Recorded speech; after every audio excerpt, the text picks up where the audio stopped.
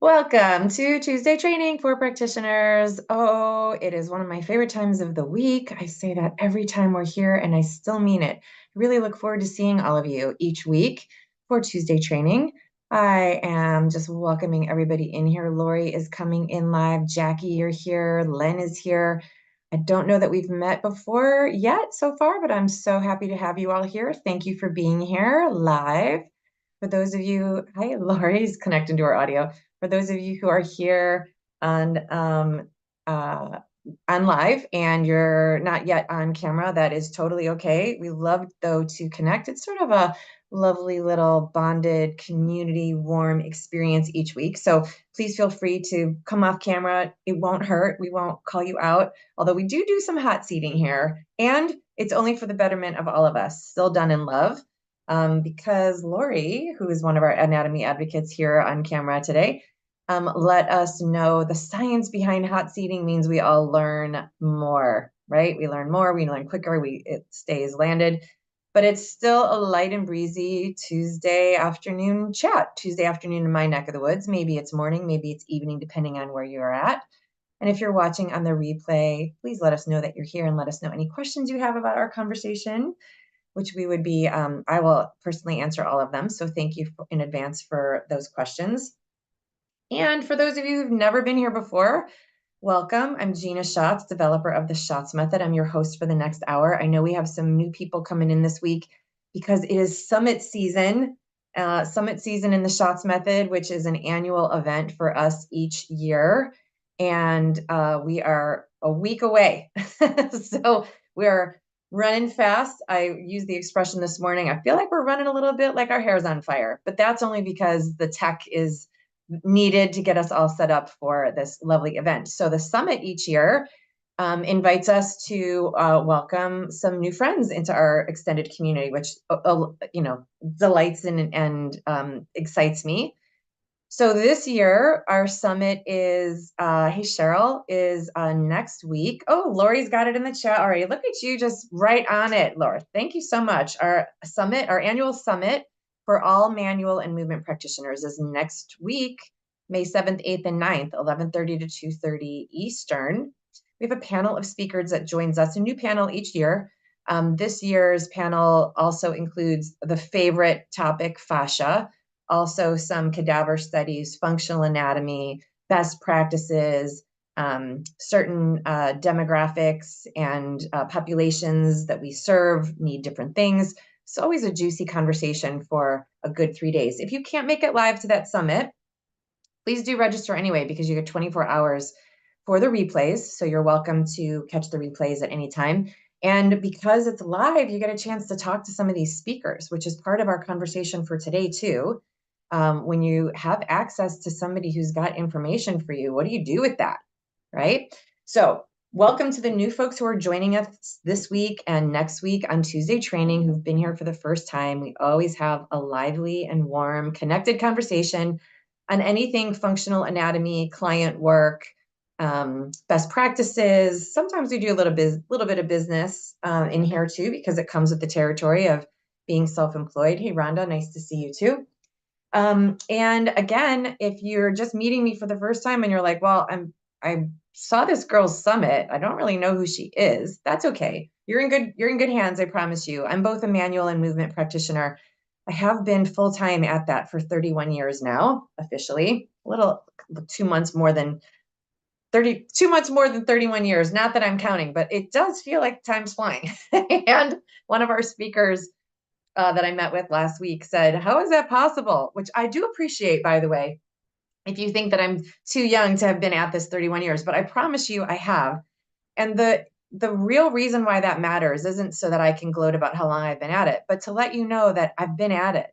And my entire intention as we meet here on Tuesdays, and also moving in through the summit and then into the rest of what our academy has to offer in our training, is to support you in also having a fruitful 31 years in practice, whether you are a manual or movement practitioner. There's different stats that support each of those practices, whether you're manual or movement, but the bottom line is that we don't typically make a full-time lucrative career out of either or both. Sometimes we think it's because we're not a manual practitioner and we're a movement practitioner and we should switch or vice versa. That's not it either, but absolutely continue to train. The point is that I want to share with you each week, and I do share with you each week, things that I use right now while I'm still working clinically with clients, probably will till the day I can't do that anymore, but also to pour into you best practices as well. So that's what we're here for. So if you're wondering, like, who are you and why am I here and what's in it for me, hopefully you'll find some value even as we start our day today. So that brings me to last week, we talked about partnering, and there's a course title in our academy called Partnering for a Pain-Free World. And even since that audio course was, fixed and recorded sort of documentation, we've expanded that. I've expanded that as I've also grown and evolved as a practitioner. And so the concept of partnering goes far. We talked about 4 primary sort of viewpoints of that as we met here for Tuesday training last week. And one of them being, community and what it's like to learn in community and the benefit and the value add in learning in community. It's also one of the reasons why we do a summit every year, right? So I, like you, I know how to do what I do, just like you know how to do what you do. And you're good at it, so am I. That's awesome. And unless we're continuing to learn, we're holding ourselves back because we're in an evolutionary universe, which means the universe is moving ahead with or without us. And we're being pushed sometimes to evolve, but we can slow the roll because we also have free will at that. And I don't want to slow the roll. I want to keep going because there's more to learn. We've all chosen the body as our muse, which means in our lifetime, we'll never know it all. So I feel like Pac-Man. Remember Pac-Man from back in the day? Now you know that I've been at this 31 years if I'm referencing Pac-Man. But remember that little moon guy? He'd like jump as fast as you can. And I never was really very good at that game. I mean, I could hold my own, but I never got to the top of the leaderboard or anything. But I used to always think that's how fast I want to eat things up when I'm really excited about it. And look how excited that little half moon Pac-Man guy looks, just making his way through the maze of eating dots, right? So I feel like that for us as practitioners, again, movement and manual practitioners alike, we share the same muse, which is the body. We all get to know some of the same stuff. We might have different tools that we utilize on that muse, meaning the body, but we all get to know the same functional anatomy. We all get to know how to have best practices as a practitioner. And my intention for the summit is to make sure that we're staying in the game, that we are hungry, that we're drinking it all in and making sure that we are staying on top of other information out there. Now, we talked this week, actually, we meaning my advocacy team inside of our Shots Method community. We have a beautiful advocacy team. These practitioners are as hungry about their generosity as they are about learning and up-leveling. Lori's here. She's one of them. We have a few others on our team as well, who I believe also listen to Tuesday training on the replays. And we were all talking about this idea of, why would we go to the summit? We're already committed to the work that we do, the modality that we chose, and refining our skills there. So why would we think outside the box and, go somewhere else? And I want to really make sure that I create clarity around this for us.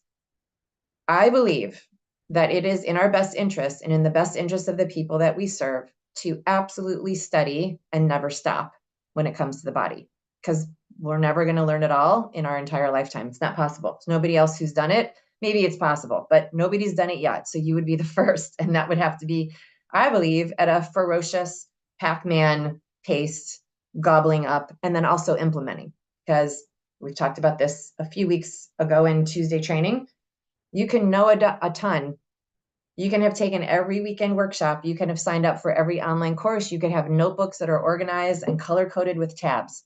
But the implementing of that information and that knowledge is a whole other skill set that requires equal airtime in order for us to be really competent at what we do.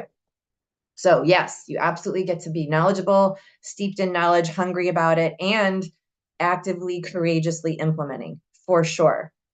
So what that doesn't mean, though, is diving around into lots of different places skimming the surface on a new modality, barely learning a new tool or technique. Those are all different, by the way. Tools, techniques, and modalities are all different.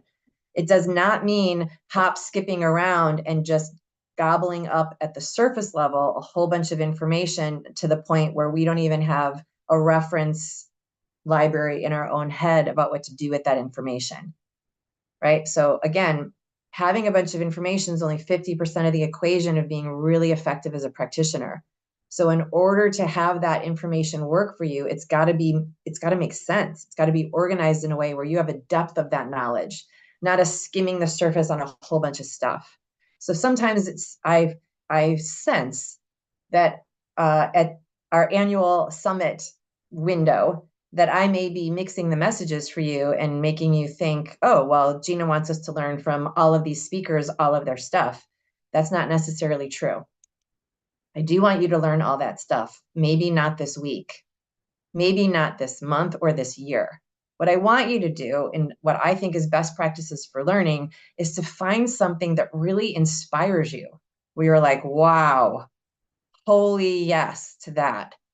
And that the speaker, the presenter, the educator who's sharing that information with you is also someone that you resonate with. Because when we're in a learning environment and we are challenged by what we don't know, it's human nature, it happens. When we're challenged by what we don't know, emphasis on the word challenged. So if you're aligned with someone that you don't know, like, or trust, it will be difficult for you to get through the challenge and stay with the learning, rather than just hopping and making the sort of friction with the challenge of learning be about the teacher instead of you just feeling challenged about what you're learning. So it really matters that you partner with a mentor. We talked about this last week. Partner with a mentor that you know you can reach out to, even when you're feeling challenged, even if you think it's the mentor that's challenging you. It's not. It's just the not knowing what they're reaching you for, or what you're reaching for next that they know. Partner with someone that you know has really good information and stay with that information until you know it and have practiced it, and then make a decision about where to go next. And I don't mean take 30 years on each of those things. I mean, like, give yourself 90 days to 3 years, and then make sure that you're branching out, and expanding yourself in that way. So that's kind of a wide span, 3 months to 3 years, right? Like, or whatever I said, it's kind of a wide span. The idea is, make sure that you're responsible with your own learning and education, that you're not spending your time skimming the surface on things, seeming very busy, but not actually moving the needle on your own ability and skill set. Don't waste your time that way. You need repetition. The way your brain is wired, you need repetition to go over it and over it and over it. And you need to spend some depth in that knowledge so that you can then courageously implement, and then give yourselves more time for that as well. Implement, implement, implement. Don't expect a home run first time at bat. You might be lucky, but expect that you're going to swing a few times and not get a home run every time that you're implementing, and be willing to give yourself some time to churn over that implementation and the new texture that reveals in the learning of the knowledge that you accumulated. And stay at that for a while before you hop, skip, jump over to something totally new, right? So then why have a speaker panel with all these people on it? Well, because I want you to feel inspired, even if it's just inspired to stick with what you're doing, because you're not yet in that full knowledge or skill bank yet, but you recognize that there's other people out there that are doing amazing things. And when you hear their stories, you'll hear they've also been at it for decades, right? There's no expert who's figured it all out in a matter of 3 to 6 months. There just isn't. And I don't mean that, oh, it's doomsday, you're never going to figure it out. No, no, no. The point in that math is to give yourself time, meaning don't hop, skip, and jump over. If you're knee deep into something, go waist deep into it and see what's there for you before you jump somewhere else or quit or learn all the learning but don't implement any of it. And then you're only 50% through that equation on whatever that modality, that focus, that angle that you were exploring. Stay with it and be inspired. So the advocacy team and I were talking this week, like, well, why do you come to the summit? Well, why do you come to the summit? Well, why do you put on the summit? Well, what's the summit? Like, what's the point? And we all had a similar viewpoint of that. And at this stage of the game, as a committed instructor, and I'm training folks in this method so that you all can be licensed in this method that I know that works, because I still do it clinically and it still works. I get to stay focused on what I'm doing, and I get to be open to the periphery, that I'm not the only kid in town. I'm not the only modality on the planet. Mine is an amazing one. I do brag about that. And it's also not the only way. So we want to be partnered with other modalities and other practices and other things that people need so that we can know when to refer out, which was one of our conversations last week on partnering. You okay, Rhonda? Yeah, okay. So all the partnering for the win, yes, and knee deep to waist deep in your knowledge and training. Find some inspiration, even if it's just to keep going on the path that you're on or to know exactly where to go next. And do your very best not to skip pebbles across the surface of the pond. Go deep. Go deep in whatever you're learning and really implement it. There's so much available to you, and there's so much of you that's available to the folks that you're serving. They deserve you at your best. So, and come to the summit. Come to the summit and find some inspiration in some new places. You're in, Cheryl? You're registered? Awesome. Great. Yes. Yay. Well, so luckily have you there. Awesome. I know Lori will be there. I'll be there. If you haven't yet registered for the summit, please do get your seat so that we can make sure you have all the communication you need to get you the links to get in. We meet like this over Zoom, and we will be there next Tuesday, which means we won't be here. So for those of you who have Tuesday training on your calendar each week, we love that. And we're going to trade out the window of time for our summit speakers for next week. So we won't be here for Tuesday training next week. We will be at the summit having a grand old time, being inspired and collaborating with other experts in our community and partnering for the best pain-free experience for all the beings on the planet who walk around in bodies. Yeah, outstanding. Okay, my darlings. So, Mom, I would love to hear from you, knowing that you won't be here with me next week in this format, but we will be seeing each other in the summit, I hope. I would love to hear from you what's happening in your practice and in your learning track right now and how I can support you. How can I support you if you weren't going to be able to talk to me again for 2 more weeks? Do you have any questions? You want to hot seat me? I'll show you how easy it is. Ooh, it's so fun. Because whenever I open it up to open Q&A, technically I'm being hot seated. Think about it, right? I have no idea what you're going to ask. I don't even know if I have the answer, but I trust you and I trust me that we'll get there. So that's how you approach hot seating. Anybody have a question that I can support you with about the work that you're doing or the learning that you're up to? Anything coming up for you? No. Lori, I feel like you're formulating a question. Are you formulating or searching for one? I'm kind of searching and formulating. Okay. I've got a few things that I'm rolling around. If anything comes to fruition, I'll let you know. Okay, no worries. That's all good. So I just wanted to make sure that I opened that up. And I recognize that we've been here for Tuesday training for a few years now. So it's sort of like grown into this really lovely, familiar space. And in that, it changed a little bit. Used to be I would come on and just talk real quick, 30 minutes on a particular topic, open up for Q&A, and then wrap up for the day. And we've sort of become more familial with each other as we've moved along over the last few years. So it's not as formatted, if you will. So I wanted to make sure that I did give you guys time for Q&A, specific Q&A that might not be on the topic I'm presenting on today. Anything come?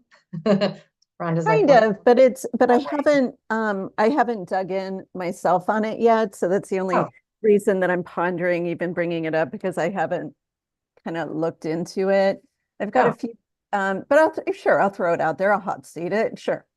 And I know it's a muscles thing. I know it's muscles. I know it's alignment. I know it. So okay. That's why I hesitated.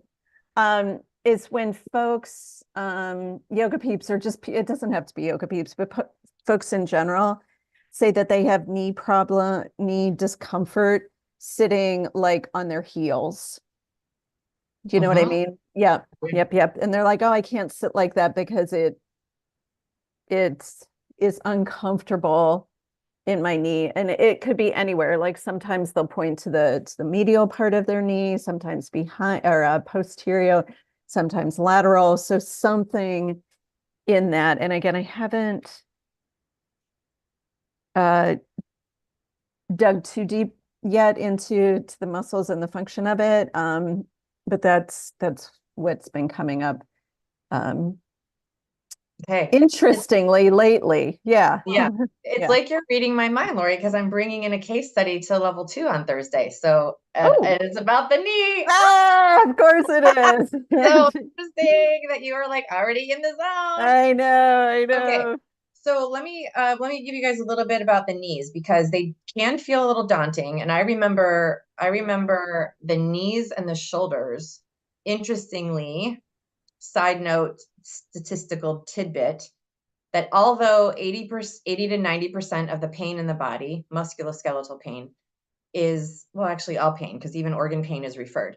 80 to 90% of the pain in the body is referred to somewhere else, referred from a different source than where the pain is. 80 to 90% of the pain. And that's absolutely a true number. And musculoskeletally, those numbers are slightly different when it comes to the knees or the shoulders. There is a greater chance that knee pain and shoulder pain has something to do with the knee and the shoulder, but not 100%. It doesn't mean that knee pain is knee pain caused by the knee, and it doesn't mean that shoulder pain is shoulder pain caused in the shoulder. But there's a greater chance that if there's knee or shoulder pain, you need to spend a little more time looking there and not be too quick to say, oh, can't be there. It's only a 20% chance it's there. I don't know what the number is, but I know that there's a greater chance, not 100% and not 20%, that the pain in the knee and shoulder is there. And I say that because along the way, I remember being a little like nervous about knees. Like, there's not even any muscles in there. Like, what the freak? I don't know. It's like this middle of the way down the column that holds up the structure. Like, and I also remember being completely intimidated to teach anything about shoulders because 360 joint, holy shit, like how am I going to remember all the muscles and teach people what they need to know? I don't feel like that anymore, but I'm sharing that to let you know, like if the knees are daunting to you or the shoulders are intimidating to you, I totally get it. I totally get it. So I want to give you a couple of the places that I've learned along the way that make those two areas less daunting. In fact, like I said, I'm not daunted anymore, and I was for some time. In fact, I remember early on in my career, I had a client who I still remember to this day. He's not still my client, but he had knee surgery. And I remember, and like super strong dude, like knew exactly what was going on, definitely partnered with his physician to know exactly what the surgery was and why he needed it. And the reason I say that is because we have a lot of experience with folks who go under the knife and they don't even really know why. They just know that they're in pain and the doctor told them they should have this surgery, but they don't even really know like the part that's being operated on, and they don't know what's being done to that part. That makes it tricky for us as practitioners to know exactly what the problem was, what the surgery was, and so therefore, what do we get to interface with as the body workers? But this particular client, again, probably 25 years ago, a long time ago. I wasn't licensed that long. I was licensed for maybe 6 years. So yeah, the math works. Okay, cool. Anyway, he was very involved with the process of his knee and knew exactly what was happening and the part that was being operated on, and drilled his physician with the appropriate amount of detailed questions, and he relayed that all to me. And he told me what he needed. He was rehabbing this knee surgery and needed full range of motion back. And I was like, knees, I don't know. And he's like, come on, let's do this. And I still hold him in my heart as like someone that I really honor and just have so much gratitude for. I'm sure that you guys have those kind of clients in your history too. Usually earlier on when you're super impressionable, or the one client that had the thing that you'll never forget, that you actually got a lot of knowledge about that could serve so many other people after them. He was one of those people to me. And I realized that he wasn't nervous about his knee, which was literally in a brace, but I was nervous. Why was I more nervous than him? Like, that doesn't make any sense. So the point is, I leaned in and I really learned a lot. I also, and this is for all of you, I also took myself to task, and I left our meeting together this client and I nose deep into my anatomy books again, because now the implication and the practice of what I learned in those books has a completely different texture. It lands differently. When you're implementing, you must keep learning. And once you've learned something, you've got to implement it. Otherwise it's only 50% of the equation on either side of that card. So I took myself to task and I learned all the anatomy. And then I went back to this client and I sort of like troubleshot with him, like, better, worse, the same, kind of like the eye doctor. Is this better? Is that better? Is this worse? Is that like, how is this all rolling out? And at the same time, nothing that I'm sharing with you is an absolute on any particular person in front of you. You've got to be present to the body that's in front of you. We talked about that last week in partnering. The body is the third entity in the room. It can't just be you and your knowledge. We can't be arrogant about how much we know or assumptive because of how much we've practiced. There's a new person in the room with a new blueprint. We got to be present to who and what that is and what they're presenting. That said, there's some generalities that I've learned that I want to share with you that might make your exploration a little less laborious. You might get a little more focused into what you're going to go look for when clients present with these types of knee, sort of symptoms. Typically in the knee, when folks present with medial knee, it's meniscus pain. Typically, this is all typically, right? Don't do any absolutes, don't be assumptive. But it tends to be more meniscus related, and it also tends to be either a patterned alignment, meaning like how they walk, valgus or pronated, or there's something going on in this stack of bones between the femur, the tibia, and the arch of the foot. And so that needs to be remedied rather than just blaming the meniscus. Okay, that alignment of function needs to be remedied before blaming the meniscus. On the back side of the knee, on the posterior side of the knee, if there's issues there, it typically is one of two things. Either they have the inability to do a lot of knee flexion due to structural changes like arthritis, or they've already had a surgery and there's been some changes in those connective tissue. Please do not get into the habit of just blaming everything on arthritis or believing that your client is restricted because they say they have arthritis, whether it's been diagnosed or not. Arthritis doesn't mean limited. It just means something's present that we got to work with to get back full range, okay? So sometimes it can be that it's just limited because there's something going on here in a usage pattern or in an aging process. And sometimes it's more like osteoarthritis and it's not going past 90 degrees. You got to know that. You got to know the differences between those types of arthritis and what's actually at play. If it's not a structural issue and it's the back of the knee, it could be one of the two muscles behind the knee that are in trouble. Usually like popliteus, which is the key that unlocks the knee.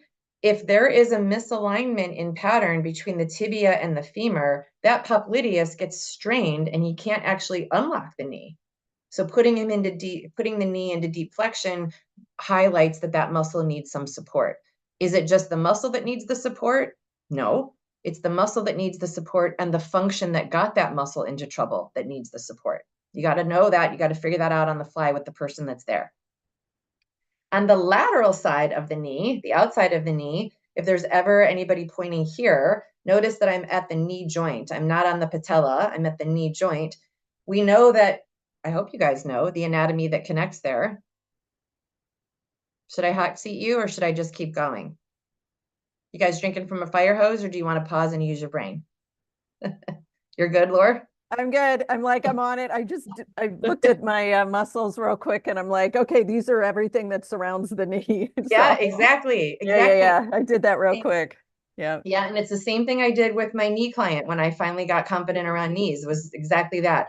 Tell me what you're feeling. Let me go in and look at what those parts are. Let me learn about how those parts relate. And think about this, guys. So far, all I've mentioned is one muscle.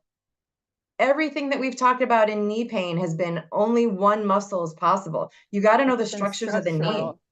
Yeah, if you don't have the knee structure yet, I have a course on that. I haven't taught it in a long time. Maybe I need to bring that back, actually. I'm thinking this out loud. I did teach a course on, yes, Rhonda? Okay, maybe we'll do that. Maybe we'll do a master class out of that. You got to know the structures of the knee. To be able to even win at the game, you got to know the anatomy.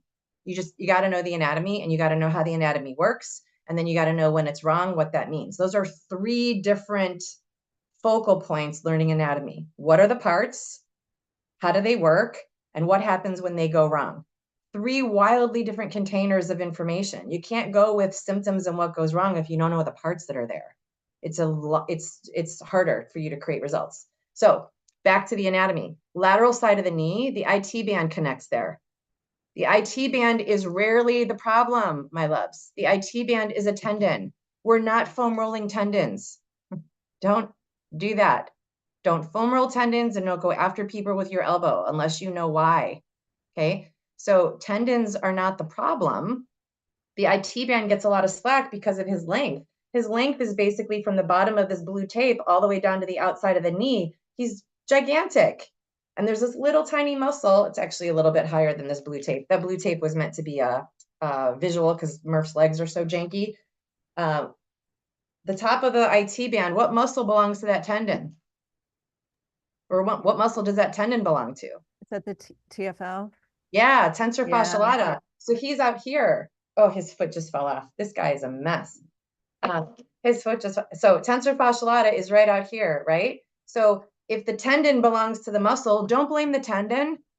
Go to the muscle. What's the muscle doing? What is that muscle supposed to do? You get to know your muscle actions. You get to know the parts. What's the muscle action? How does he work? And what happens when he's misbehaving? Those are all 3 different containers of information. So you got to know that. And if it happens to be the lateral side of the knee, it might not be the knee at all. Remember, we said it's an 80-20 game, more likely in the knee, but doesn't mean it has to be in the knee.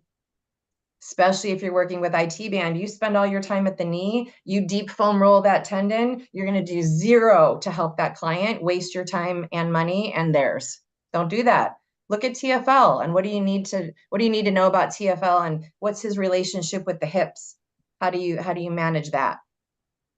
So those would be 3 places to focus on: medial, posterior, or lateral knee symptoms, and potentially some more streamlined ways to look at what the causes might be. And then you get to figure out what to do about them, of course, right? But you see how wildly different it is? If someone had TFL pain and I was focused on their knee, I would waste their time. If someone had meniscus pain and I was focused up on their hip like I would for TFL, I would still waste their time, right? So I'm not saying that to scare you. I'm saying that for you guys to get thoughtful about, one of the questions I asked level 2 last week was based on what? So you're doing what you're doing based on what? You hoping? Hope's not a plan. Hope's not a treatment plan. Based on what? Based on what do you know about the anatomy? Based on what do you know how that anatomy works? And based on what happens when it goes wrong? What's some general tendencies when the body misbehaves? And you can't make that a checklist. There's no matrix for that because every person that presents has a different blueprint on how they got into that situation and what they've been compensating since then, and et cetera. So we don't want to be too assumptive. We want to partner with the body that's in front of us. And they're also partnering with us, right? That client comes to us and says, my knee hurts when I'm doing XYZ. They're partnering with you because they trust you to know more anatomy than they do. And they trust you to understand how to interpret symptoms. So they're partnering with you just as much as you're partnering with them. Make sure you stay present to the person in front of you. Okay, Lori, does that support you? How was that for you on the knee? Yeah, it was good. I did the what does it what were we saying? What does it mean? No, what was based on what?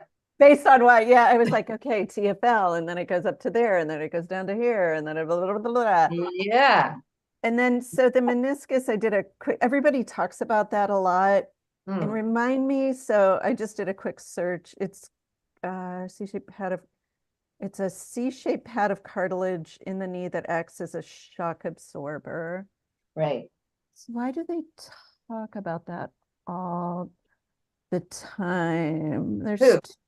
Clients? Yeah, clients, like it gets thrown out there a lot. Oh, I have a meniscus tear. I have this, like it, I feel like I hear it a lot. Mm-hmm. meniscus. Okay, so let's pause for a second. Mhm, So awesome. You did exactly what I want you to do. You looked up the part, mhm, understand the part, understand what it does. Okay, mhm. so it's a piece of cartilage that absorbs, what was the word that you read in your Oops, hold on one sec. Let me find it again. It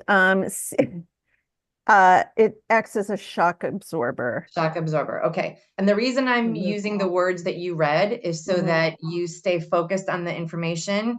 If we start to paraphrase things or we mhm, use different words to explain what the part is or what the usage is, we can lose ourselves in this, we can get lost in the sauce, right? mhm. So if you're like, okay, shock absorber. Okay, great, Got it. shock absorber. Just keep using that phrase, shock Mhm, absorber. Okay, why would I need a shock absorber? And if I needed a shock absorber, what position would he need to be in to be able to absorb shock?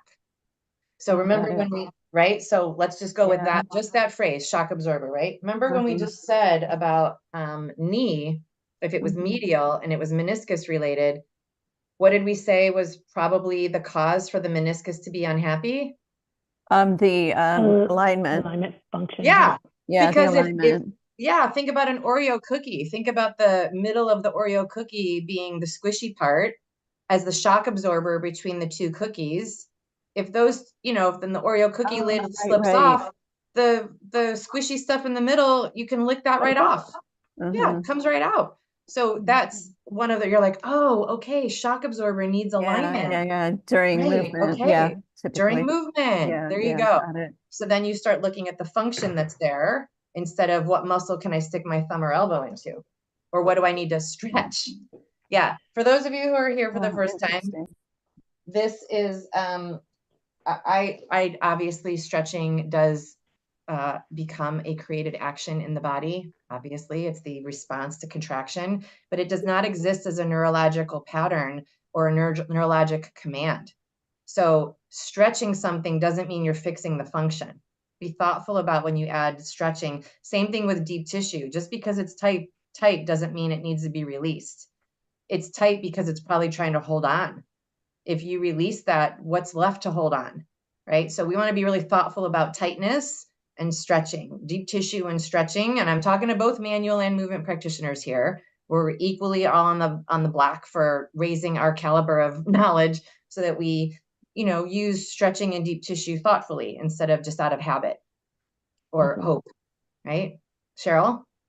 So what about a, a strain or a sprain on the in the knee area? Because one of the dancers this weekend, or actually it was a couple weekends ago, has a strained something in the knee. I don't know the Yeah. details, but I just wonder, is that would that typically be? Is this someone in your care? No, no, it's not Okay. my care, but the dance studio is part of, my daughter is running the dance studio, and we just went to competition, and she was told that she could still dance on it, just be careful and ice but yeah. Yeah. Well, I think But the she key, could be in my care yeah. if I knew Yeah, more. Yeah. right, right. So I think the key in what you asked was something is strained or sprained. Yes. So unless we know what the something is, we don't really know what the implication of that is. So it would be worth it to get, and that's, she's not in your care, so that's fine. But if she were in your care, you need to know exactly, and even as a studio, administrator or owner, you get to be really thoughtful. Like, don't be afraid to ask questions, right? Mm-hmm. Like sometimes I feel like practitioners think they're supposed to know what something vague means, so they don't ask a question for clarity and it stays vague. Just ask. Just Well, think what's the about me, difference? I'm sorry. What's the difference between a sprain and a strain? the type of tissue that it is. One is muscle and one is connective tissue. Okay. Yeah, so they're wildly different implications, right? So Yeah, for sure. think about me and the knee client, right? I was like, I don't know, what do you, and I didn't give you a whole lot of the details of our conversation, but he'd say, this is what was done, this is where it was done, this is what they did, this is what I need to do for it, and this is why I need help. And I was like, I don't know what that part is. So I got to go find out what that part is before I find out what it was supposed to do when God gave it to you, and then what they did to it to alter it, and what that alteration means, and then what I can do for you. Like you got to know all that if someone comes to you with an orthopedic injury, right? So you got to know what the part is. And it doesn't, I don't mean like you have to memorize all the anatomy, but you have to at least be able to go look up something in the book. If we don't even know what part is sprained or strained, there's nothing to look up. Right. So it stays vague. So I would say that's the really important, you know, Get the be info. courageous. What's that? Get the info. Yeah, get the info and be, you know, be unaffected by needing to ask. It doesn't mean that you don't know something. I don't mean you specifically, Cheryl, although this might apply to you, but I see this a lot with practitioners. Like, well, I don't know, and I thought I was supposed to know, so now I don't know, and now I can't get my question answered because I actually don't know what I'm asking about. You know, and it's like, you don't need to know everything. You can be seasoned for 31 years. I still ask clients. They're like, you know, I have XYZ diagnosis. Do you know what that is? No, I don't. Can you tell me what that is? And I write it down. And then they tell me their version of it. And then I look up the rest of it so that I have the information that I need to know how I can affect them. Just like we said with the knee thing. What's the part? What was it given to you for originally in your design? What's it supposed to do? Because your body needs it. I don't think any of this is superfluous, not one drop of it. What was the altercation that was done, either by injury or by surgery? And what's the implication of that altercation? Now, what does your body not have that it needs? And what is it doing instead in the absence of that thing that it was designed to have? And then I know where to intervene. So always that same like trail of thought. And I am, again, really inviting all of you to be courageous about what you don't know instead of take yourself out of the game or get hard on yourself about it. You're never going to know it all. I'm never going to know it all. I am resigned to that fact, and I am super cool with it because I know that I do know what I do know. And if I'm cool with what I do know, that means I gave myself time and grace and courage to learn it. So I can learn anything else. So be really thoughtful to yourself about how you handle not having answers and be direct. Ask as many questions as you need from your client until you know what the parts are and what was done to them. Because you know, you weren't the one that did the surgery. Probably never will if you're a body worker. That's not our scope. And that's totally fine. Still get to know what that is. So back to you specifically, Cheryl. Sprain and strain are different. One's connective tissue, one's muscle. You got to know what the part is. And then the next thing I would say, once you were clear on that, is they got that diagnosis from somewhere, and they also got the green light to be in your studio from probably the same somewhere, same source, the physical therapist, the doctor, whatever. So dig in. Yeah. The doctor said you could be here based on what? Oh, because the sprain isn't that bad, because the strain didn't tear anything, because you already rested for 6 weeks, because now they want you to move.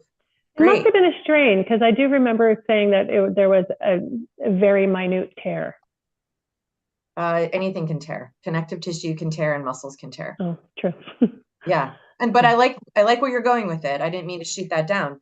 And I love that you're remembering more details, because those details matter so that you know what to do with it. Right? Or at least know where to go look it up. Right. So I would find out, what exactly am I dealing with as the practitioner? What exactly am I dealing with? Who cleared you to be here, and based on what? Like, I want to get into their mind. I'm basically partnering with their physician when I ask for why they got the green light to be here.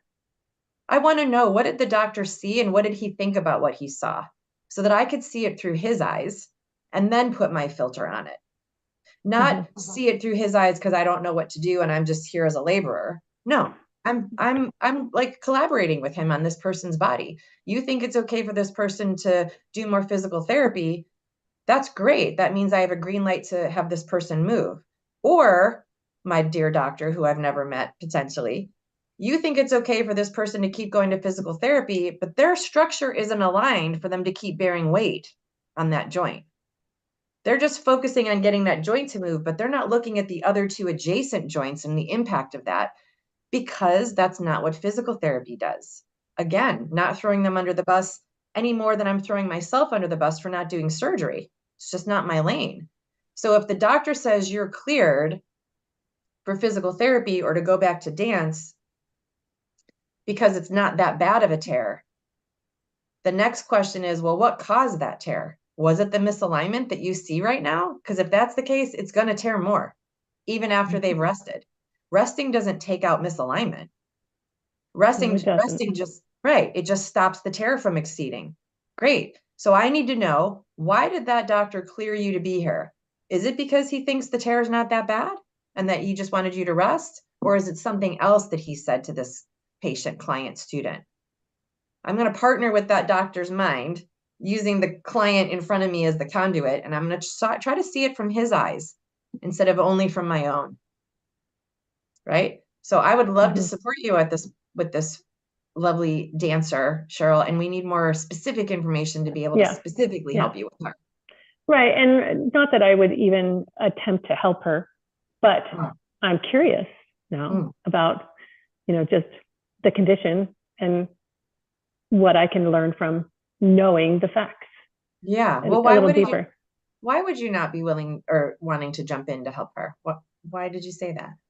I guess because she's got a doctor and she's following his orders, and it's a little out of my scope, I think.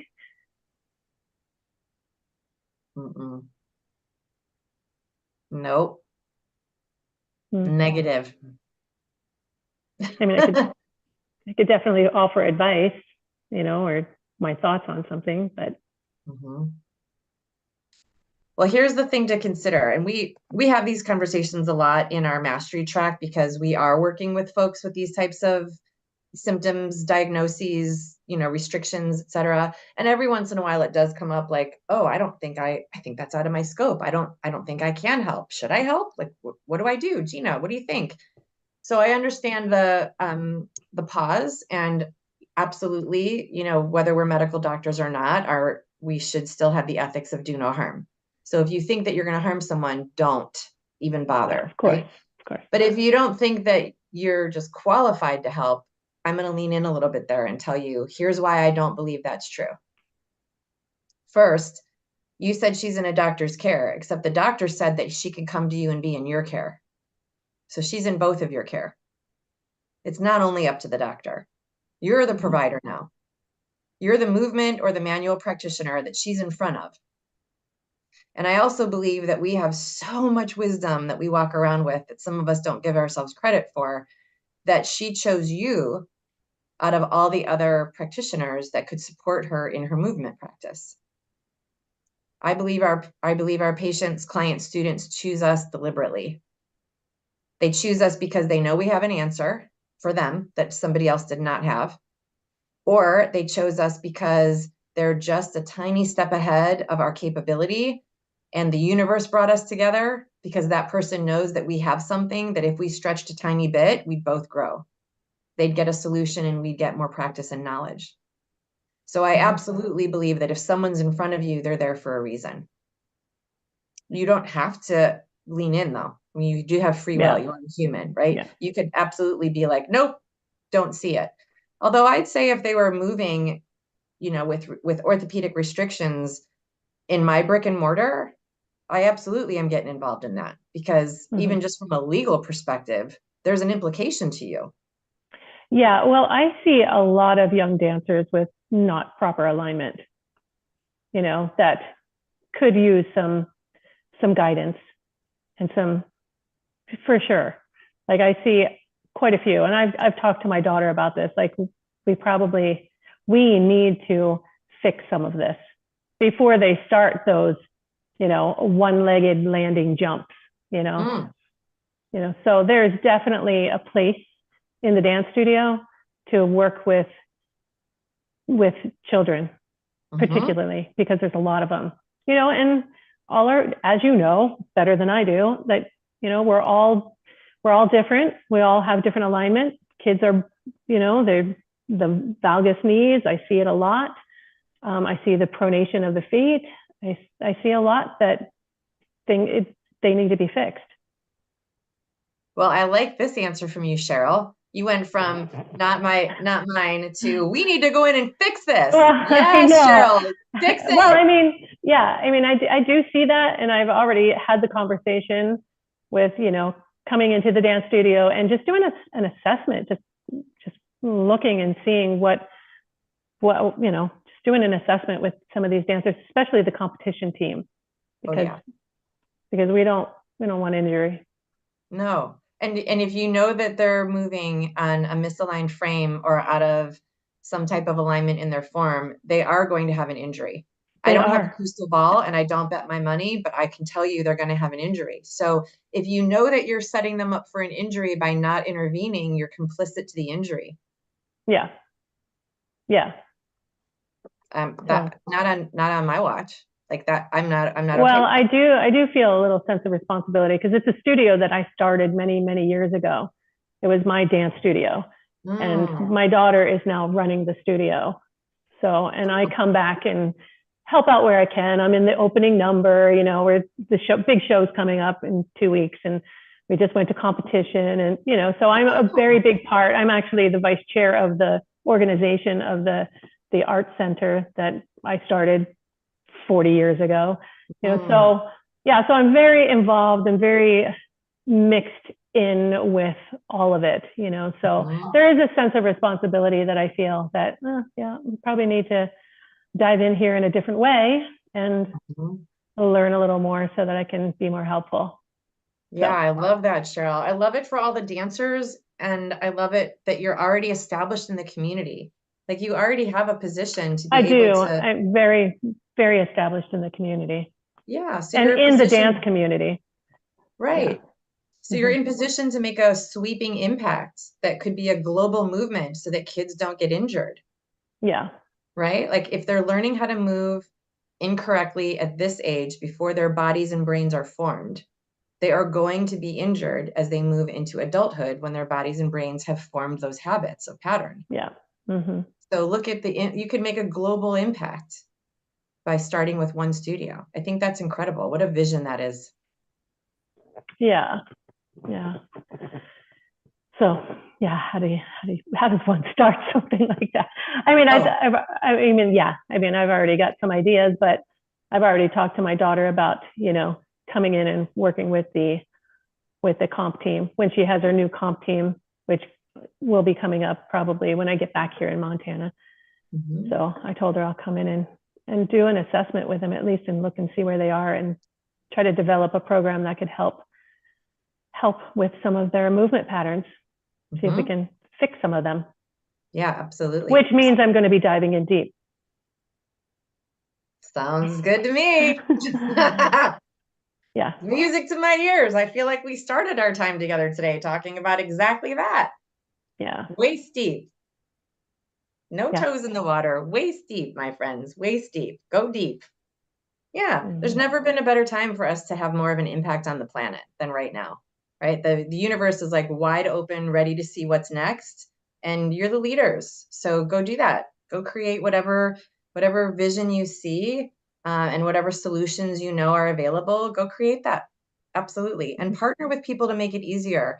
There's again, we talked about this last week. There is real science that shows us that when we work in community, it fosters our own growth and expansion.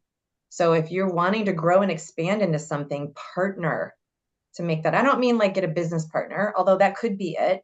But I mean, even just partner with other community like-minded people, like you do here, basically. You come every Tuesday and you're like, let's get in the same hive together. Let's share hive mind ideas together. That's part of partnering. And so as fast as you're going and as wide as you're expanding, that's how many Pac-Man nuggets you need to eat.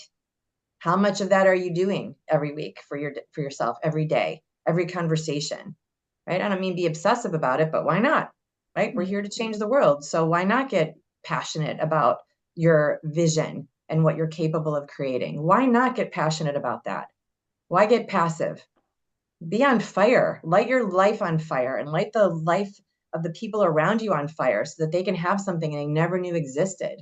And don't stop until it's been made manifest.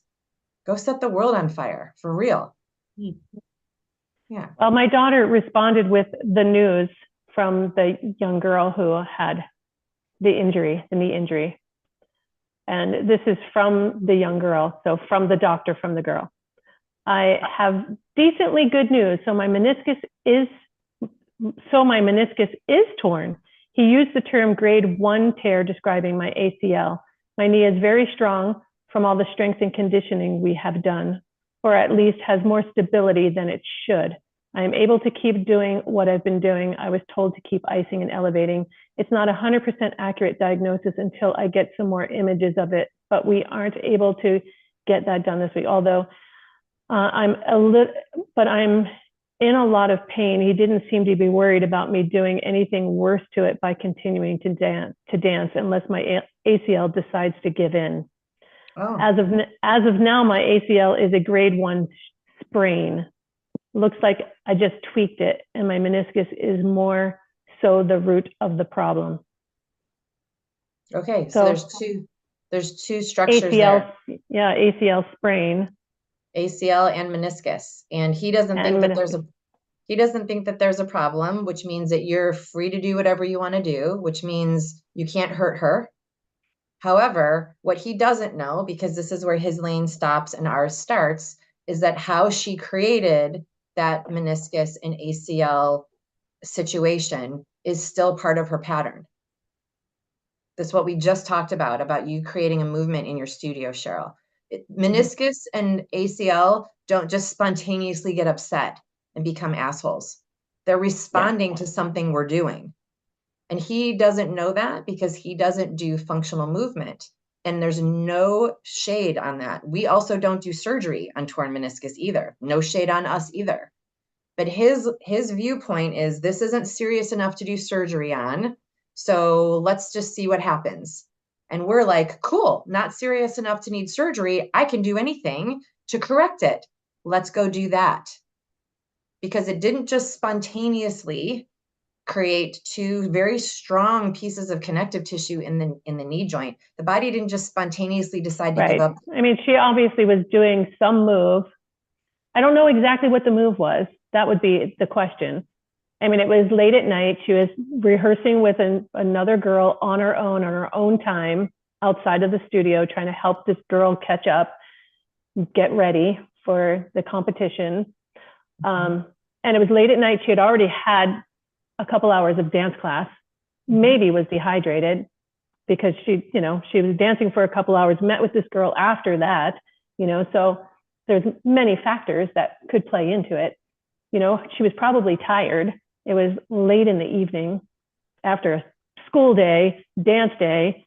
Now it's late in the evening and she's still putting in time. So I mean, there's those factors as well. And what was she doing? What was the move that she was doing that it happened? Yeah, my experience tells me that there wasn't one move, and it wasn't because she was tired. It was how she came into that move that was the issue. And she could have come into it tired and dehydrated. I'm tired and dehydrated a lot, and I don't blow out meniscus and ACL. So I'm not meaning to be flip about it, but we get to be really thoughtful about what functional mechanics look like and be like laser beams on the slight nuances that it's like you walk 5 centimeters off of a path in the forest, 5 miles down the road, you're lost, right? So it's like the little movements that are happening over and over and over and over again that are causing 2 main structures in her knee to be unhappy is more likely than if there was a movement. If there was one movement, this is another commonality in the knee. If there is one movement that creates a problem in the knee, it's notable. You fall down on your skis, you bump into whatever, something lands on your body, you smash your car door on your leg. Like there's an instance where you're like, shit, that did some impact damage. But unless there's impact damage, it's most likely repetitive patterning. And I don't mean repetitive strain, but it could be. But repetitive strain is just repetitive patterning that's not accurate. That's not functionally accurate. So if it's not functionally accurate, it becomes strained movement, and that creates an injury. So it's important to know what the action was when it happened.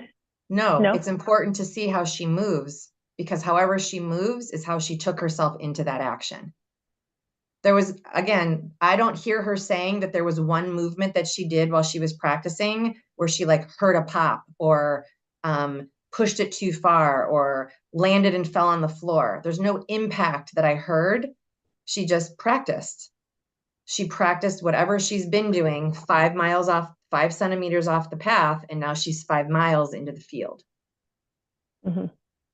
It's not a thing. So we want to be really thoughtful to recognize how the body's designed to move in all instances, rather than blame a movement.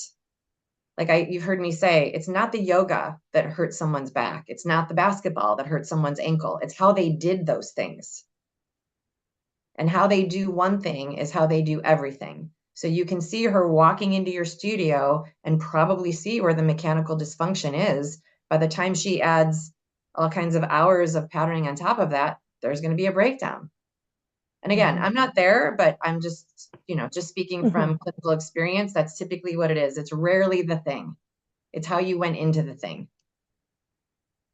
Most often. And you already said it, Cheryl. That's you're seeing the way they're moving, the way they're aligned, the way they walk, the way they stand. These things are not accurate, which means their dancing isn't going to be accurate either. Right.